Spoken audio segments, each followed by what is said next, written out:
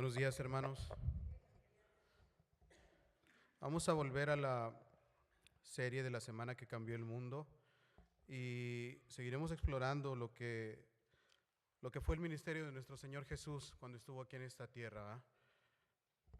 Hemos visto tantas cosas, hemos escuchado, leído, meditado en tantas historias y situaciones en las que Jesús estuvo, pero hoy vamos a hablar de una muy especial. Compartía con mis hermanos en la mañana que no hay una manera correcta de predicar esta porción porque es muy difícil, es una porción que te lleva a sentir dentro de ti dónde estás en tu vida cristiana, quién eres, qué haces, qué pide Dios de ti. Y te lo muestra con el mejor ejemplo de todos, con nuestro Señor Jesucristo. Así como los hermanos invitaron a unirse a un ministerio, Dios mismo invita el día de hoy a cada uno de nosotros a unirnos a todas aquellas personas que han decidido por convicción propia ser seguidores de Jesús, no por un día, no solo el domingo, sino las 24 horas del día, los 365 días de la semana. Amén. Los invito a ir a el Evangelio de Lucas, capítulo 22. Versículos 39 al 46. Y voy a dar lectura a la palabra de Dios. Dice así: Y saliendo se fue como solía al monte de los olivos, y sus discípulos también le siguieron. Cuando llegó a aquel lugar les dijo: Orad que no entréis en tentación. Y él se apartó de ellos a distancia como de un tiro de piedra, y puesto de rodillas oró, diciendo: Padre, si quieres, pasa de mí esta copa, pero no se haga mi voluntad, sino la tuya. Y se le apareció un ángel del cielo para fortalecerle, y estando en agonía, oraba más intensamente, y era su sudor como grandes gotas de sangre, que caían hasta la tierra. Cuando se levantó de la oración y vino a sus discípulos, los halló durmiendo a causa de la tristeza. Y les dijo: ¿Por qué dormís? Levantaos y orad para que no entréis en tentación. Déjenme orar y vamos a poner este tiempo en las manos del Señor. Señor bendito, gracias por esta palabra, gracias por tu santa y bendita palabra, Señor, por la vida de cada uno de los que estamos aquí, Señor, y de los que escucharán a través de las redes sociales, Señor. Bendice este mensaje, Señor, ayúdame, Señor, ayuda a esta persona que estará hablando en este día, Señor, y sé tú el que dirija mis labios, mis palabras, Señor, y sé tú el que pronuncie lo que se tenga que decir en este día. Gracias te damos por todo esto y ponemos este mensaje en tus manos, en nombre de Cristo Jesús. Amén. Para comenzar con este mensaje, les voy a pedir que vayan al Antiguo Testamento, al libro de Isaías, capítulo número 53, versículo 1. Y manténgalo ahí ese versículo, mantenga ahí esa porción bíblica, porque vamos a hablar ahorita un poquito acerca de el lugar donde se desarrolla esta escena, que viene siendo el huerto de Getsemaní.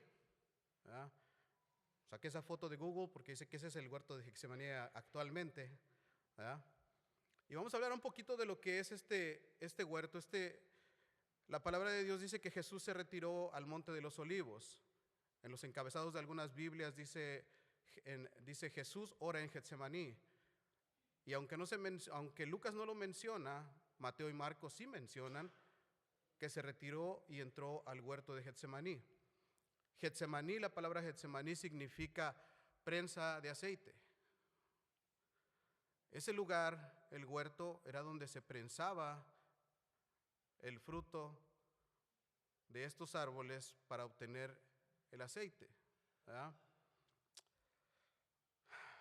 Y si hablamos del árbol de olivo, al hablar del árbol de olivo, y necesitamos hablar de esto para entender lo que vamos a leer más adelante, estaríamos hablando de uno de los seres vivos más resistentes que hay en el planeta. El árbol de olivo es un árbol que puede llegar a vivir miles de años. Es un árbol que no necesita mucha agua para subsistir. Es un árbol que resiste grandes y largas sequías de arriba de 100 grados Fahrenheit. También resiste las heladas y temperaturas bajo cero. Aun cuando son dañados, estos árboles se vuelven a regenerar. Y todo esto es gracias a que tienen unas raíces muy grandes y muy amplias que van hacia abajo de la tierra. Y no solo hacia abajo, su raíz busca hacia arriba también.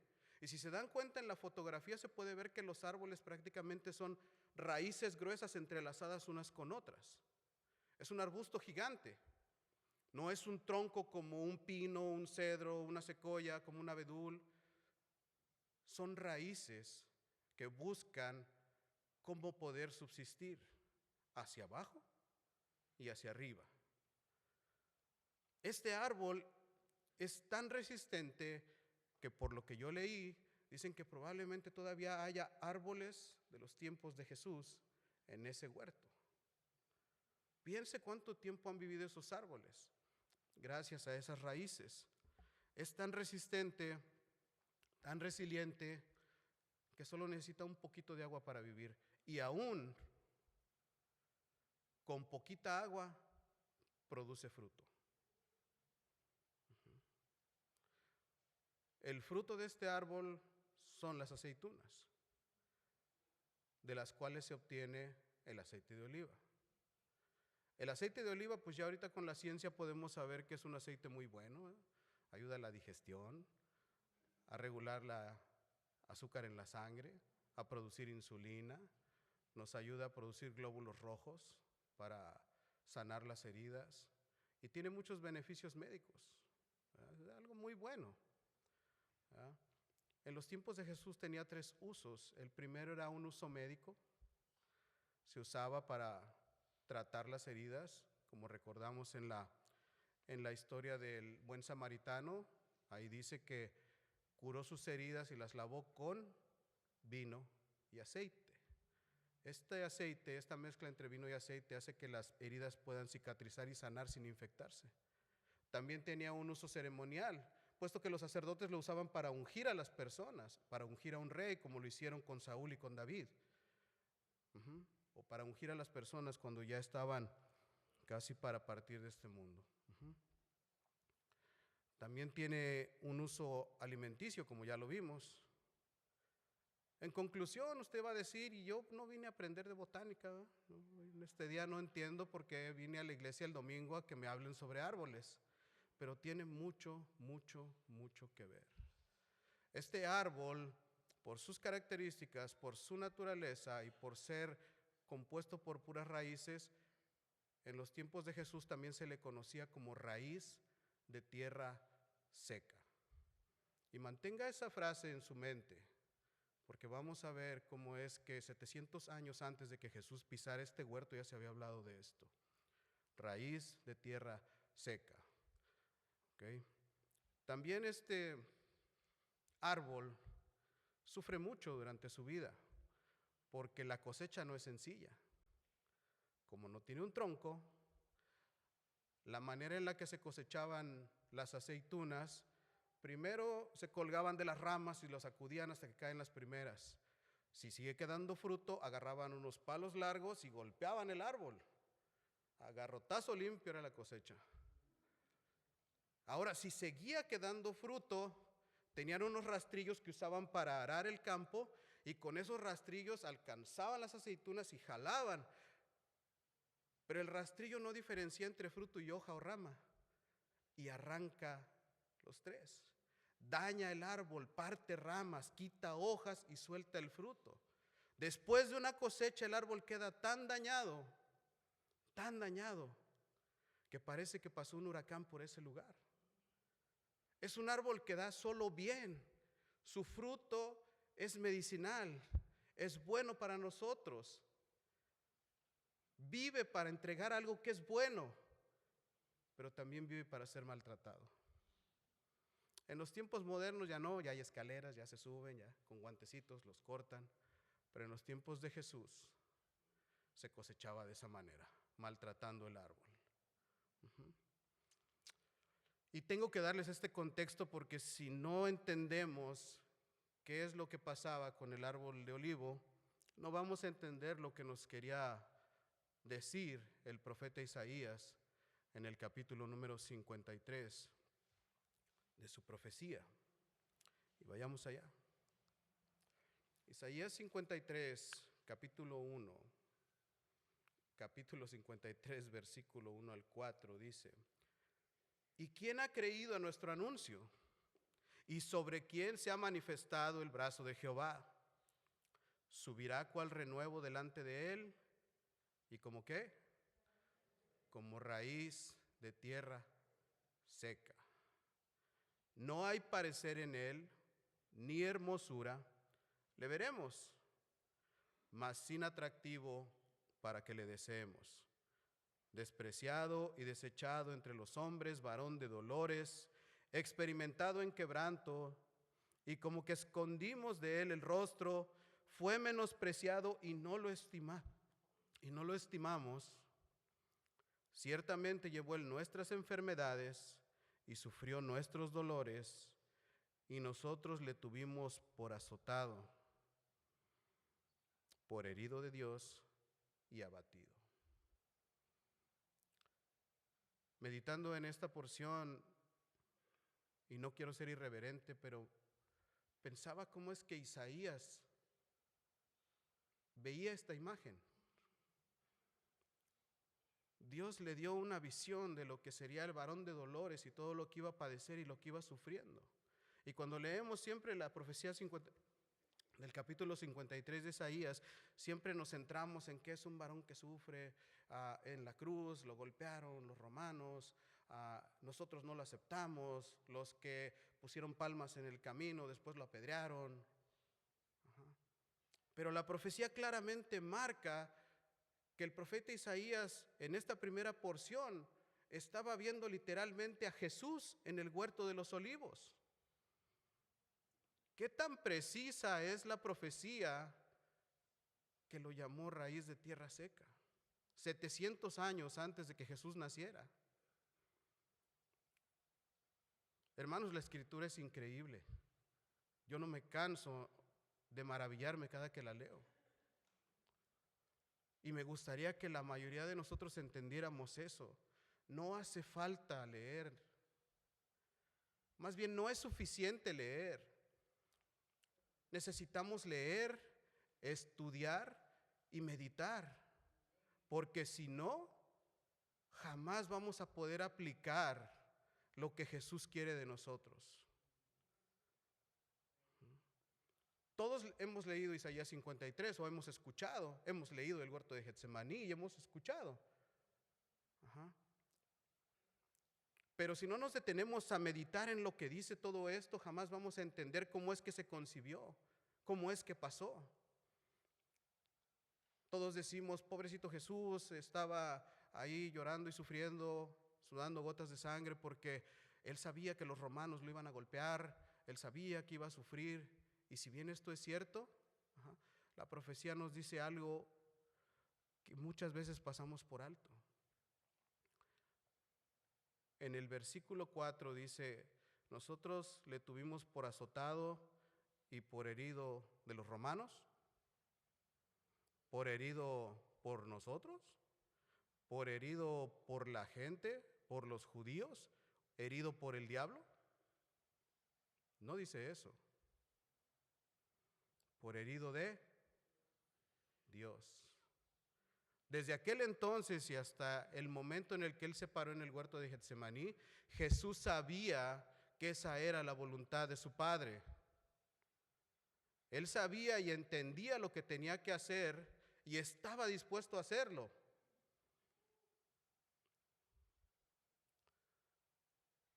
Jesús no dudó como todos creemos.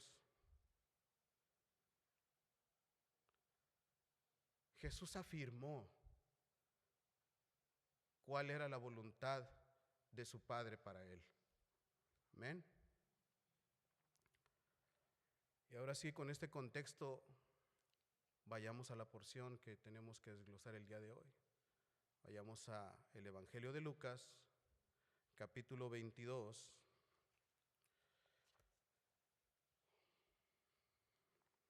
versículos 39, versículos 39 al 41. Y dice así la palabra de Dios.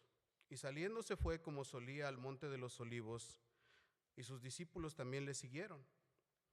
Cuando llegó a aquel lugar les dijo: orad que no entréis en tentación. Y él se apartó de ellos a distancia como de un tiro de piedra, y puesto de rodillas oró. Ya nos dimos cuenta a través de la profecía de Isaías que la escritura es muy importante, que no basta con leer, que hay que entender, ¿verdad? Hay que meditar y hay que aplicar. La escritura para ti, para mí, hermano, debe ser tan importante, porque si no la tenemos, si no la entendemos, jamás vas a saber qué es lo que Dios quiere para tu vida. Jesús lo sabía y caminó el camino que y andó el camino que se le señaló. ¿Qué hay de ti? ¿Qué hay de mí? ¿Estás seguro que caminas por donde el Señor te va mostrando? Dios ya abrió una brecha delante de ti, pero ¿estás seguro que vas en la brecha correcta? ¿Cómo lo sabes?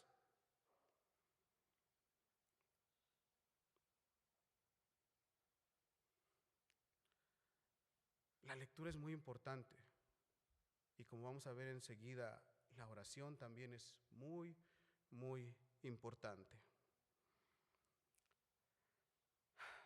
Dice, Jesús les dijo: orad que no entréis en tentación, y él se apartó de ellos a distancia como de un tiro de piedra, y puesto de rodillas oró.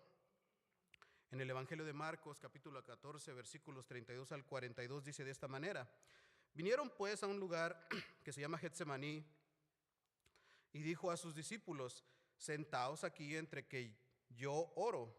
Y tomó consigo a Pedro, a Jacobo y a Juan, y comenzó a entristecerse y a angustiarse, y les dijo: mi alma está muy triste hasta la muerte, quedaos aquí y velad.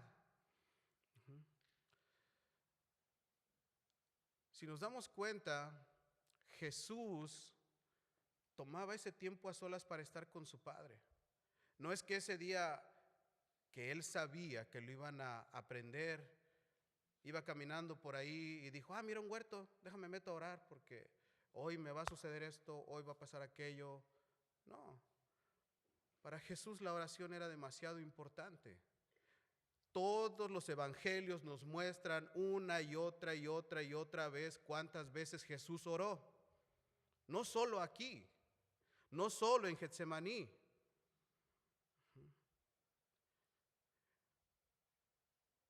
En el capítulo anterior de Lucas, al final, en el capítulo 21, versículo 37, dice: y enseñaba de día en el templo, y de noche saliendo se estaba en el monte que se llamaba de los Olivos. Lo que nos da a entender que cada que Jesús estaba cerca de ese lugar, iba al huerto de los Olivos. No era la primera noche que él estaba ahí. Él constantemente buscaba el rostro de su Padre en oración.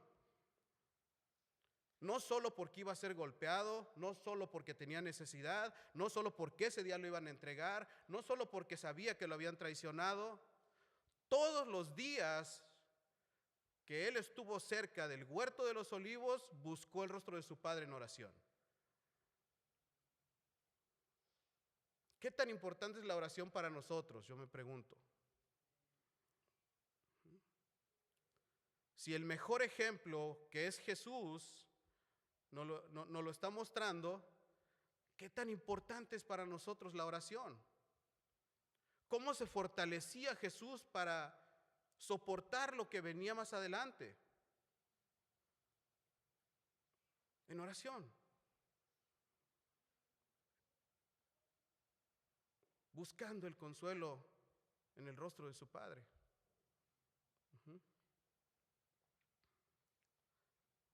Veamos unos ejemplos. ¿Cuántas veces oró Jesús? Oró en su bautismo. Lucas 3:21 dice: aconteció que cuando todo el pueblo se bautizaba, también Jesús fue bautizado, y orando el cielo se abrió.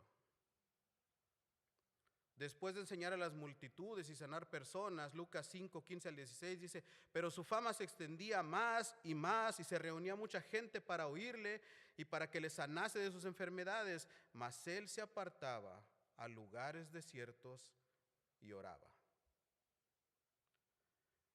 Cuando eligió a sus discípulos, a los 12 apóstoles, Lucas capítulo 6, versos 12 al 13, dice, en aquellos días él fue al monte a orar, se cree que fue ese mismo monte, y pasó la noche orando a Dios, toda la noche.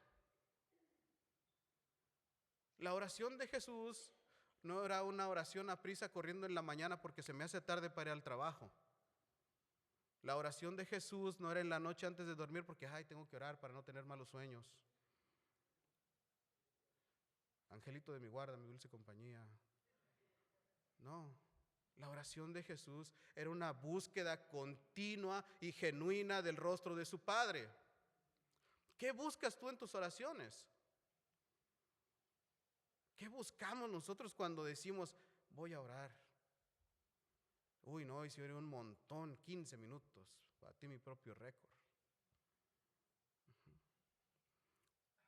Decimos, yo sí oro, cuando nos sentamos a comer oro con mis hijos y con mi esposa. No se trata de tener tiempos designados, no se trata de hacer ritos de oración, no se trata de tener simplemente costumbres, o hábitos que nos hagan sentir mejor, no. Se trata de buscar a Dios. Si le buscas en la lectura y adquieres su consejo, Él te va a mostrar cómo buscar su rostro. Para todos nosotros, incluido yo, para todos nosotros, es difícil doblar la rodilla y ponernos a orar. Pero una cosa es segura,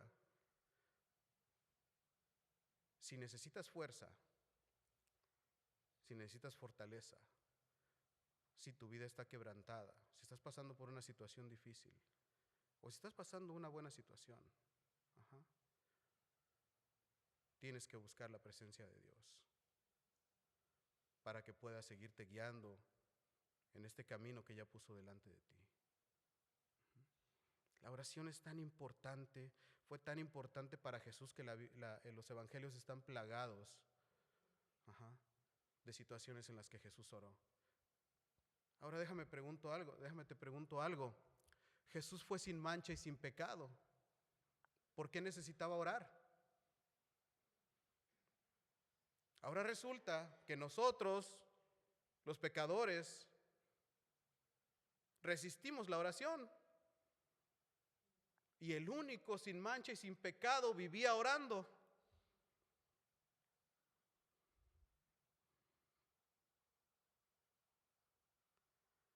A veces es increíble cómo nosotros mismos nos alejamos del amor de Dios. Resistimos el amor de Dios. Sigamos adelante.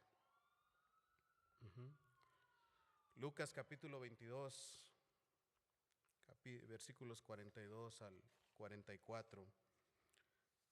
Dice así, diciendo, Padre, si quieres pasa de mí esta copa, pero no se haga mi voluntad sino la tuya.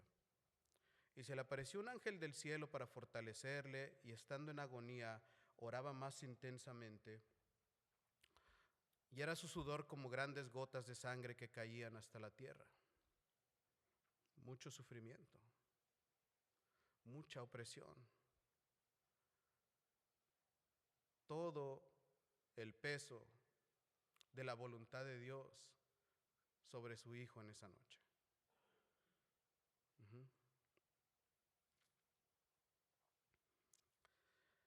Muchas veces nosotros creemos que hemos pasado por situaciones difíciles y no minimizo las situaciones en las que hemos vivido. Muchos de nosotros hemos perdido personas amadas o hemos vivido la enfermedad de uno de nuestros seres queridos o hemos pasado situaciones donde nos quedamos sin el sustento diario. Hemos pasado por situaciones difíciles. Y se los digo de la manera más sincera y más honesta, no lo minimizo. Eso no se compara con lo que estaba sufriendo Jesús esa noche. Porque todo eso que tú estabas pasando, Él lo pasó esa noche. Él cargó con todo ese peso, con todos los pecados desde el día en el que Adán y Eva pecaron hasta el día en el que Él regrese.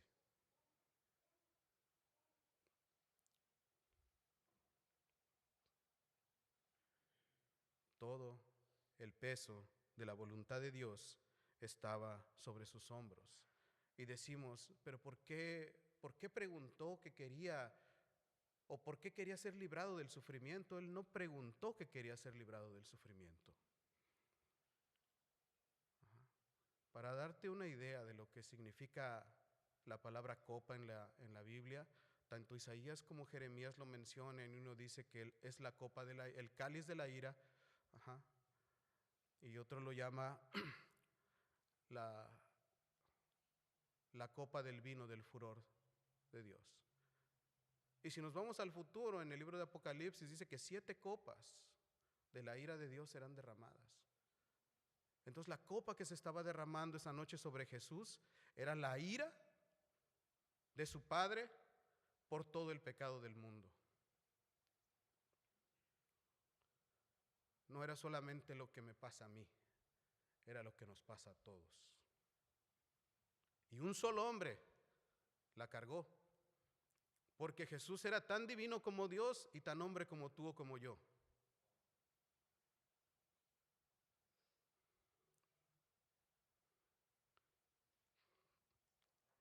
¿Qué mejor ejemplo podemos tener? ¿Qué más necesitamos saber? ¿Qué otra cosa necesita hacer el Señor Jesús para que entendamos que la única manera de llevar una vida conforme a sus designios es acercándonos a Él? No solo en la lectura recibiendo consejo, no solo en la oración, también con la convicción, el servir. ¿Qué es lo que estaba haciendo Jesús en ese momento? Estaba sirviendo a un propósito, al propósito que su Padre le dio. Porque todo comenzó en un huerto, en el Edén, donde Adán y Eva pecaron. El apóstol Pablo en el libro de los Romanos dice, por cuanto por un hombre entró el pecado, por otro hombre se justificó. Desde el día en el que hubo la caída en el huerto del Edén, ya Dios había establecido que esto sucedería. Dios mismo ya había establecido que su Hijo sería entregado y que pasaría por todo este sufrimiento. Jesús, unido a su Padre desde la eternidad y hasta la eternidad, y no sé si lo diga correctamente, pero no entiendo ese concepto. La eternidad es algo que es tan grande que no se puede entender. Ese día le pedí al Señor, pasa de mí esta copa. No por el sufrimiento que iba a padecer, sino porque ese sería el día que por primera vez Él iba a separarse de su Padre.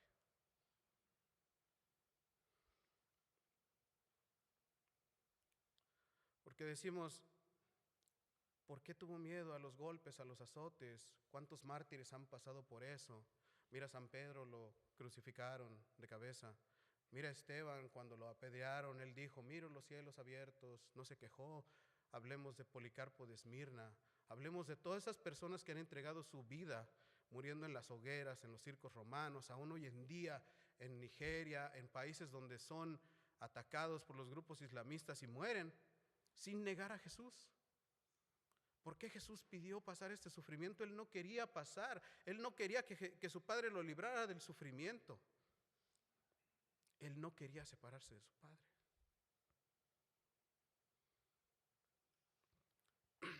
Ahora, nos damos cuenta que dice que sudaba grandes gotas de sudor como gotas de sangre. Tanta presión. Okay. ¿Cuánta presión tenía en ese momento porque tenía que cumplir la voluntad de su Padre? Y notemos algo. Cuando Jesús fue llevado a la cruz no lloró, no sudó gotas de sangre. Es aquí donde sudó gotas de sangre, es aquí donde sintió la presión, es aquí donde se decidió el destino de la humanidad.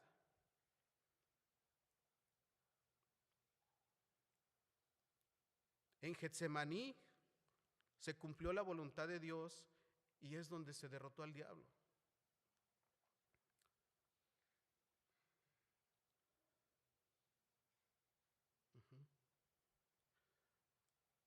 Si lo viéramos de una manera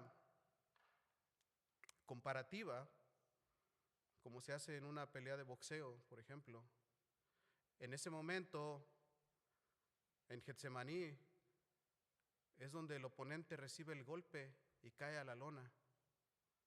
Y la cruz es donde levanta los brazos en victoria.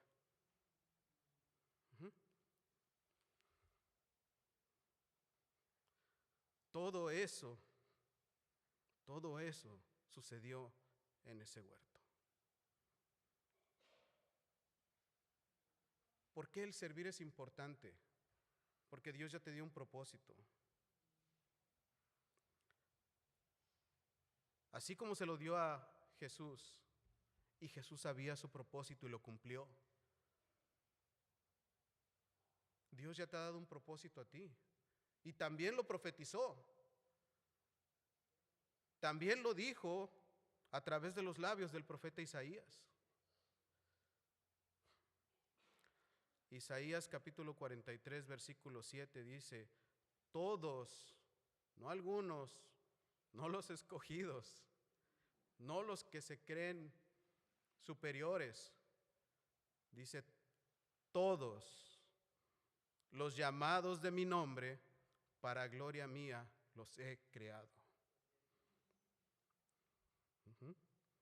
Y los hice. Entonces, si tú crees que no tienes un propósito, Dios ya te dio un propósito. Tal vez no lo sabías. Hoy es el día en el que Dios te lo está dando a entender. Hoy Dios te dice: busca mi consejo a través de mi palabra.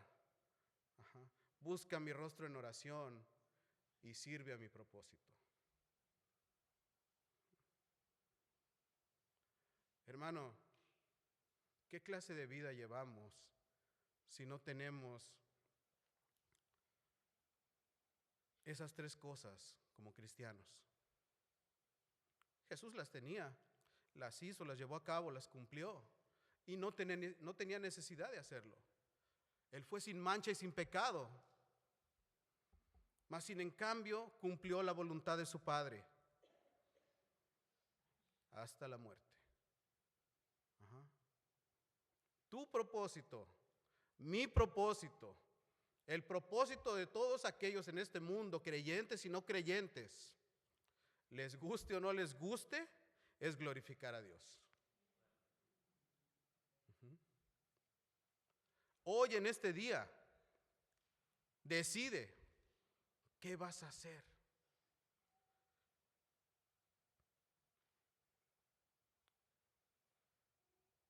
¿Seguiré el propósito que ya Dios me dio?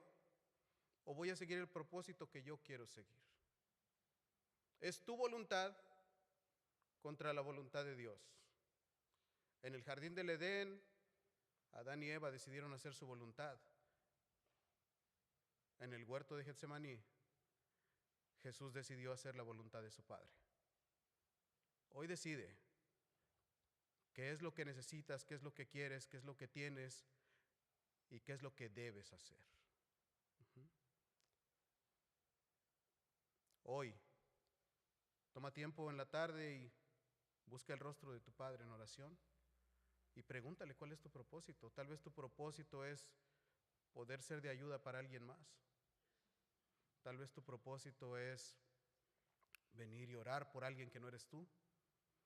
Tal vez tu propósito es aprender las Escrituras y darle instrucción a alguien que no las conoce.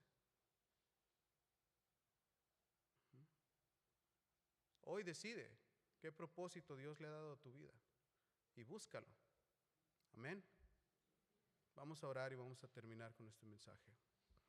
Señor, gracias por la bendición que nos das de estar aquí, Señor. Gracias por esta palabra, Señor. La verdad, Señor, siempre duele. La verdad quebranta. La verdad nos pone de rodillas, pero es necesaria.